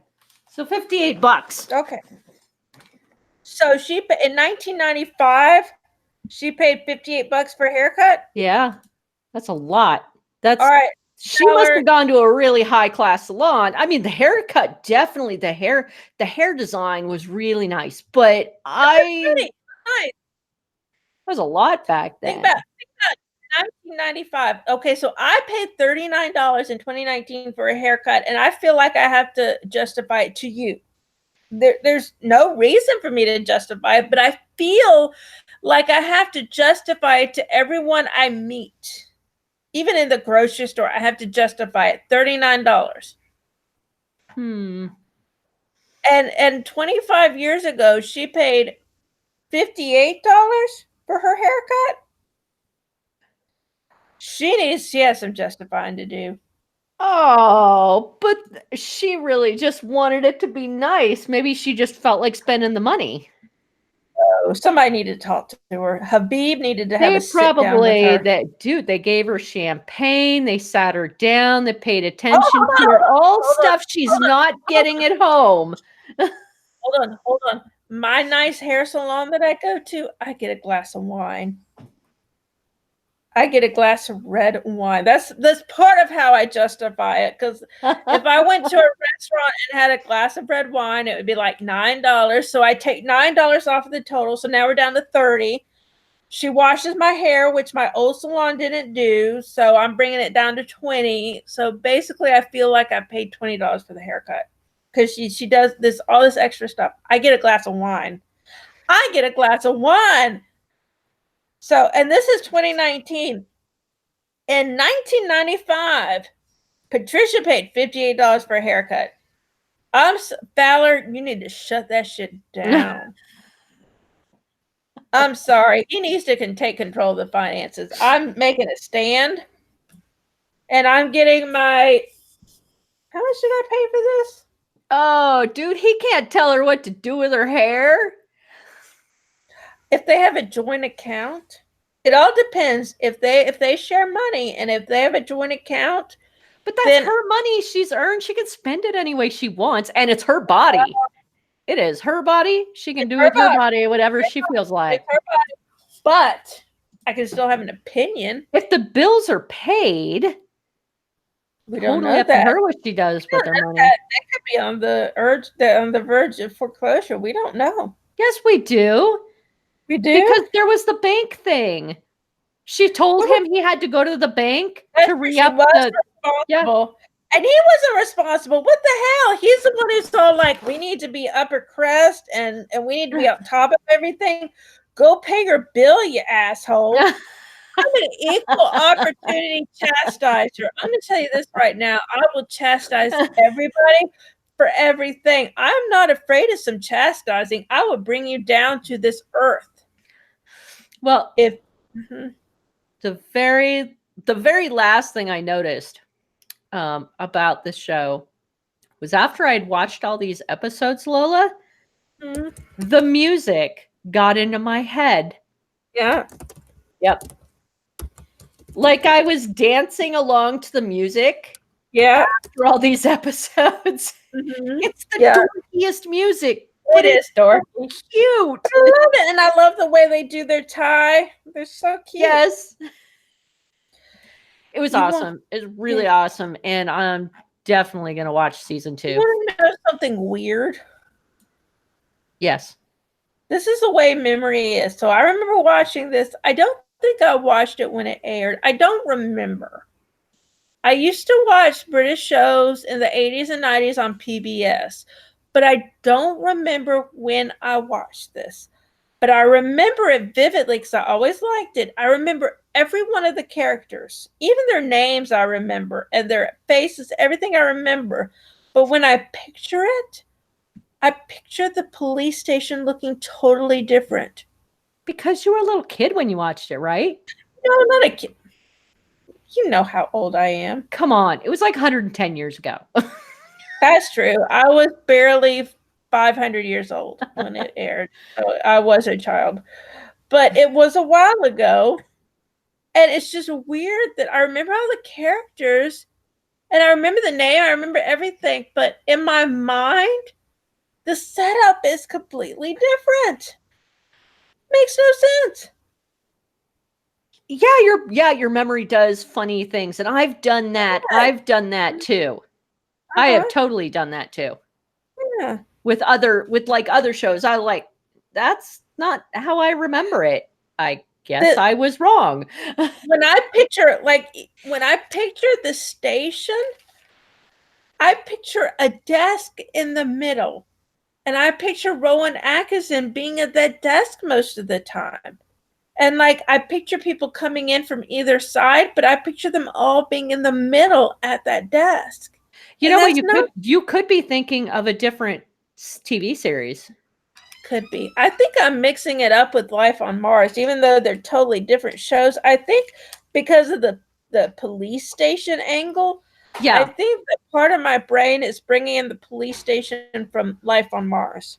Oh, okay. Well, that makes sense. I think that may be happening, which is really disturbing because Life on Mars is like nothing like this. And I'm like, why am I mixing these up? And it's like, I've lost my ever loving mind. It's human brain stuff. It's very I guess. human brain goody stuff. It's Kevin Goody stuff. Oh God, help me! Please don't let me be like Kevin Goody. What? I think there are worse people to be like, though. At least he is. If He's he sweet. is, he's very sweet. He's very good-hearted. He is Even if he is a little daft. Yes. But his heart is the right place. He hates Nazis. He loves Definitely. Habib. Oh my God. And you know what? That is the only thing I have for that episode. I'm going to look up and see which I'm looking.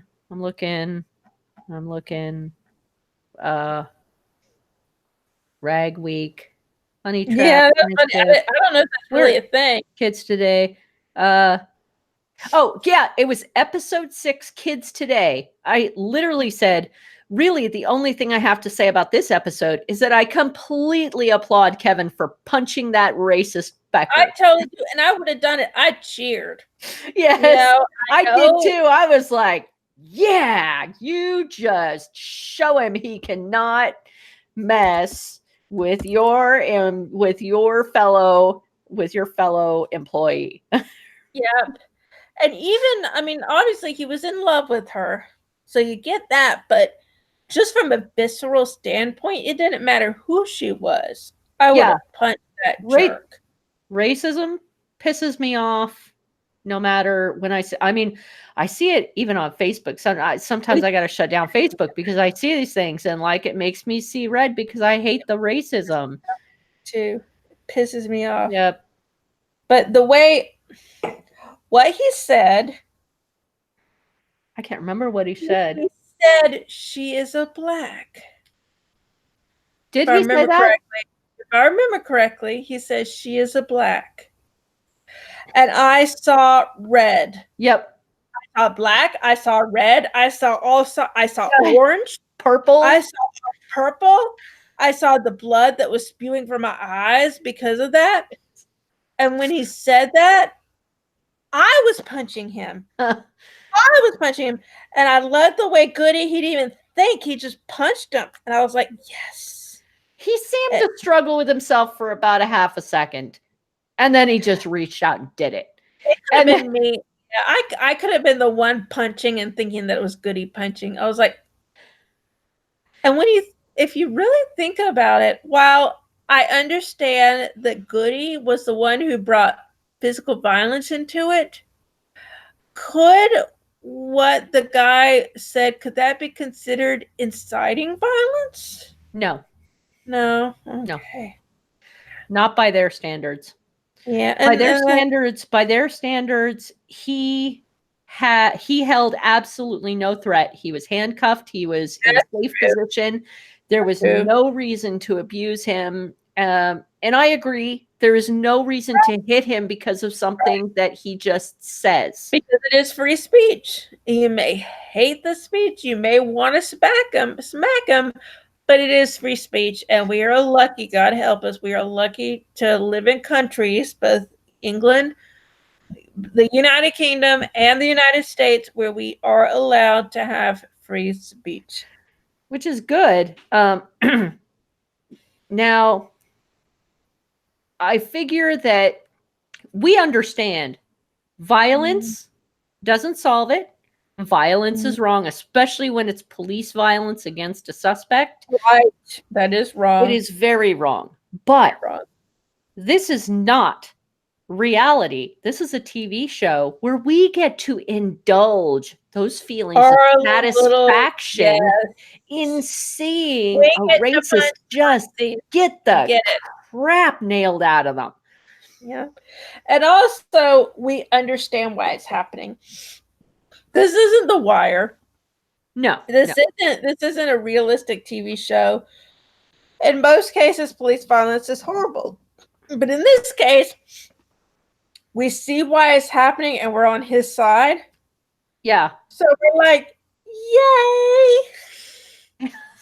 So we get to be like, yay, because we understand what's happening. Even though technically it is wrong and illegal what he did, we understand it and it feels good. Yes. And it's very rare that we get to feel good about something.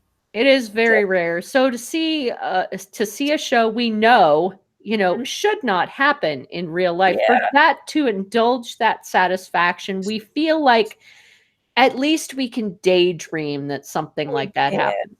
We can feel the goodness, feel the warmth of it happening. Now do remember that Goody realized after he hit him that very first time that you ever hit something that hard, it really hurts. It really does. That's the reality moment right there. Reality check. Hitting something really hurts. It hurts. It hurts you more than that person, probably. So, it hurts. Really does hurt. I'm glad they had a little bit of a reality check there. And that's good. They do bring reality when it's necessary. Yes. And then go ahead. I was going to say, then seeing the Nazi mom hitting the son, I'm like, but yeah, it's like, you wonder where it comes from. It comes from there. You abuse your child. Is it surprising that they become abusers? Yes. No, it's not surprising. And it's like, well, this was definitely Thin Blue Line. I mean, Che was definitely the person responsible for Thin Blue Line, because we were looking through BritBox, and I remember I was looking through it and I went, Thin Blue Line. I wonder what that is. And like Che's head whipped around so fast, I thought he was the Exorcist. Thin Blue Line.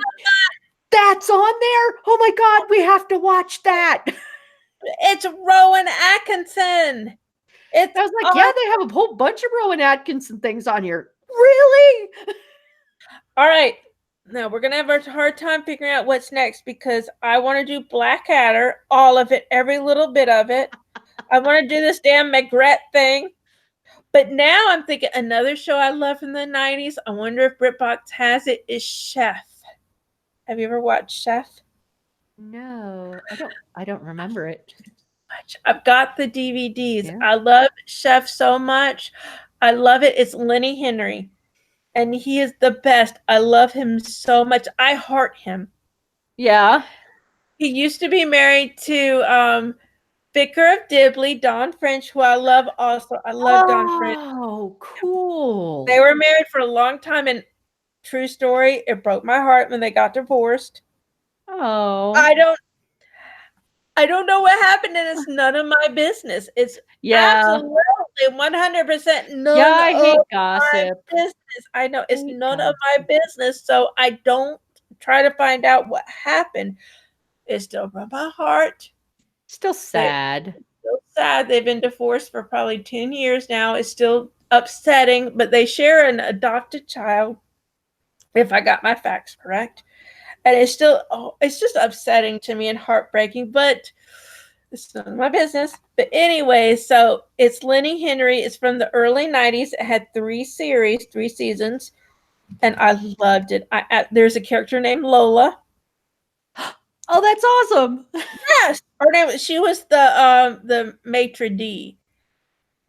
He owned a restaurant. And he was very officious when it came to his cuisine. It was only French cuisine. And he was very... Only French cuisine. Only French cuisine.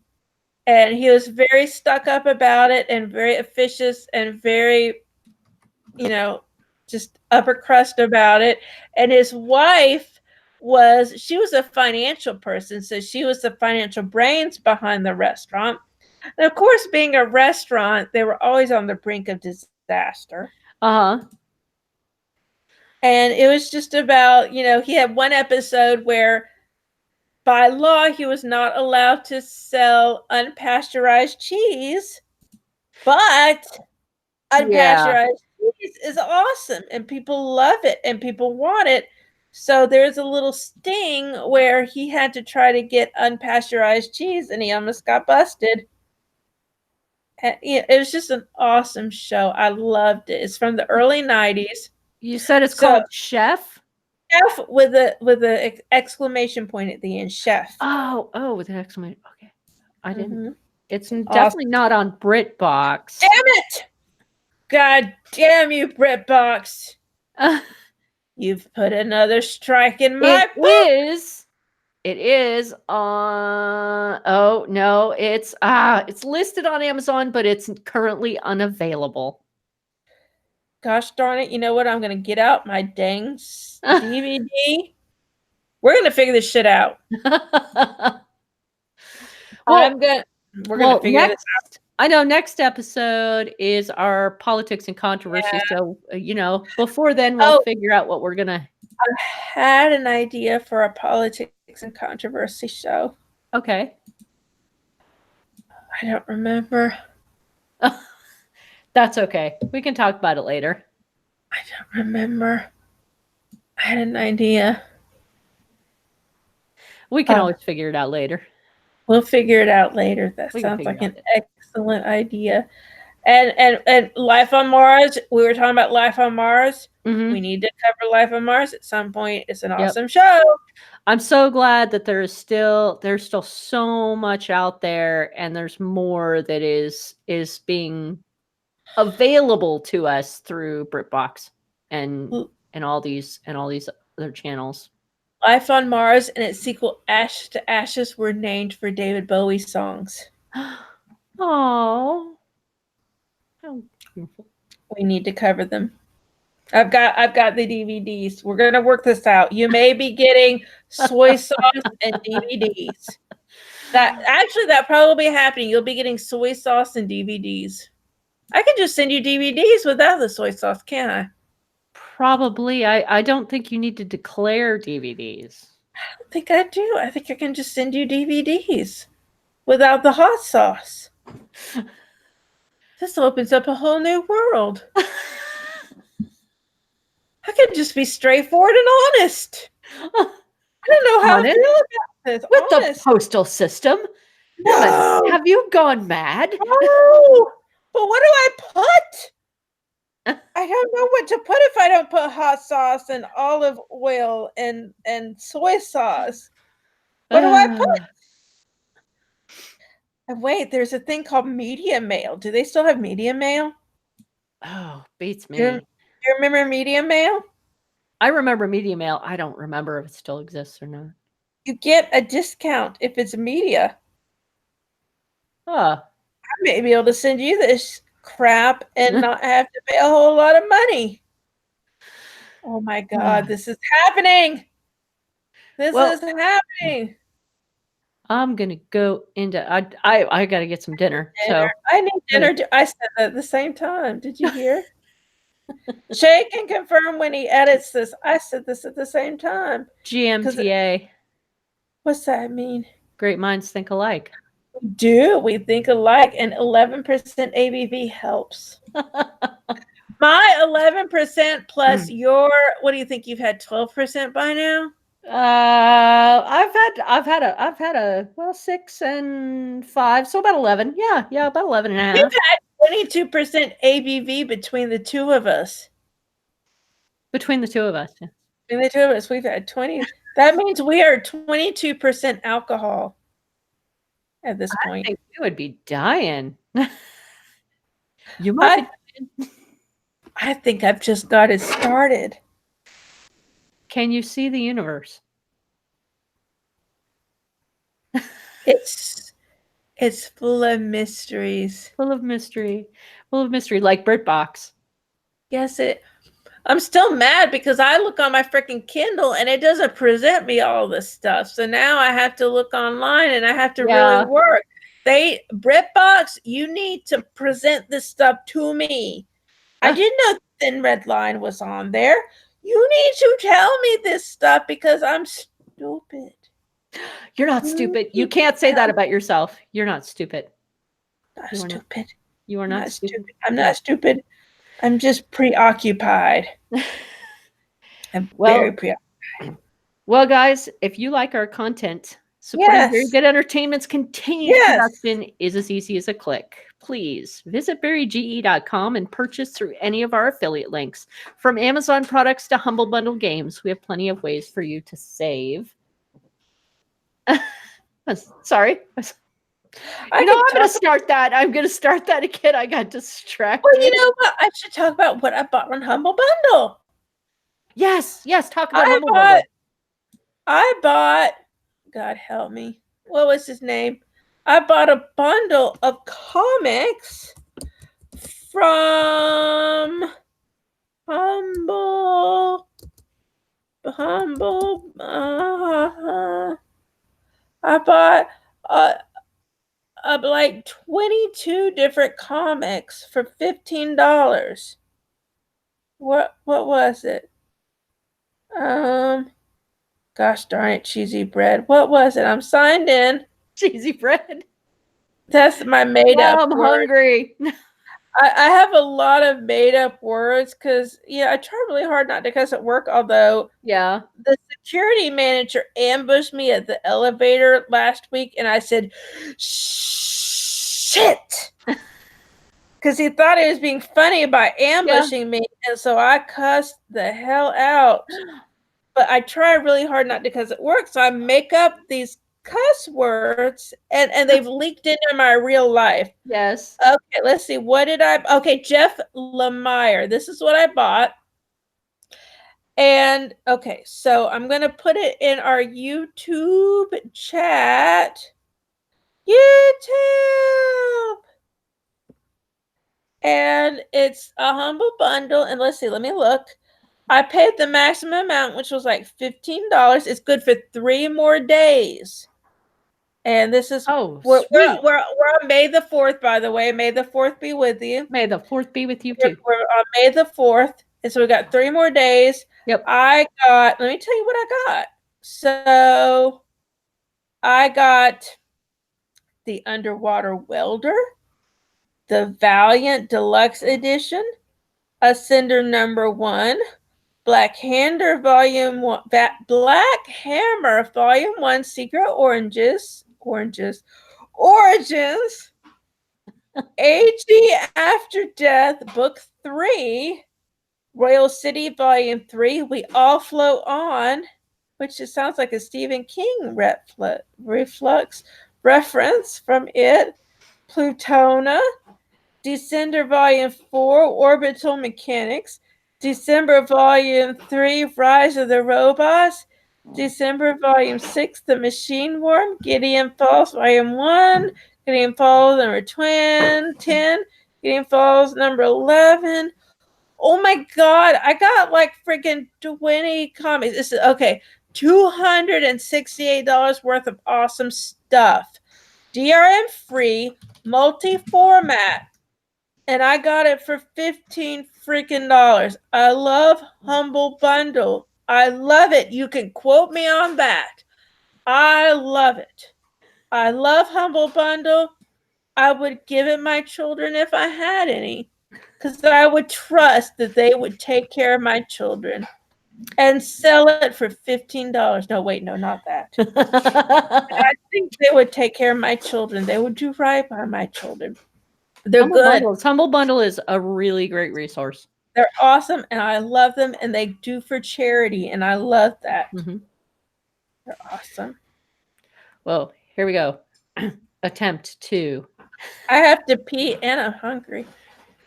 If you like our content, supporting Very Good Entertainment's continued production is as easy as a click. Please visit BeeryGE.com and purchase through any of our affiliate links. From Amazon products to Humble Bundle games, we have plenty of ways for you to save.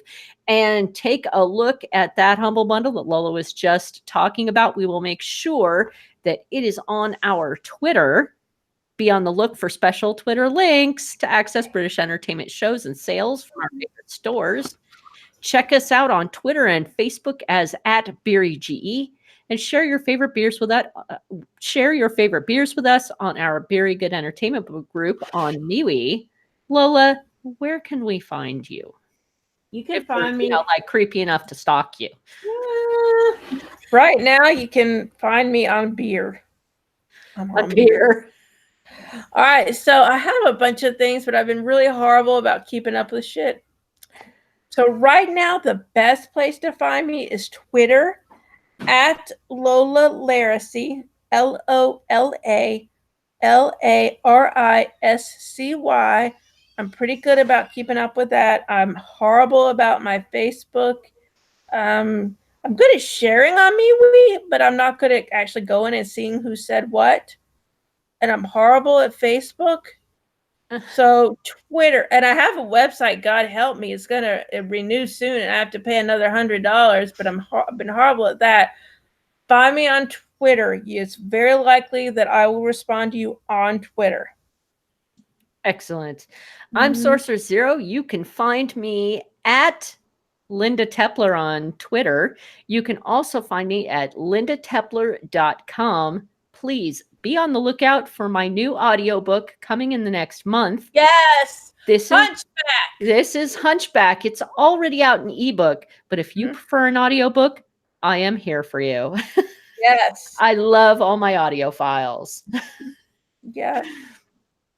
Well, guys, we've had a great time talking about murder mysteries and talking about comedy, and we will be back again in another month to talk about some more British entertainment. 2 more weeks to talk about politics and controversy. Exactly. 2 more weeks, and we will have an exciting politics and controversy episode for you. If that is what makes your little heart patter. From the bottom of our hearts, we love you. Have a great night and have a great beer. Clink.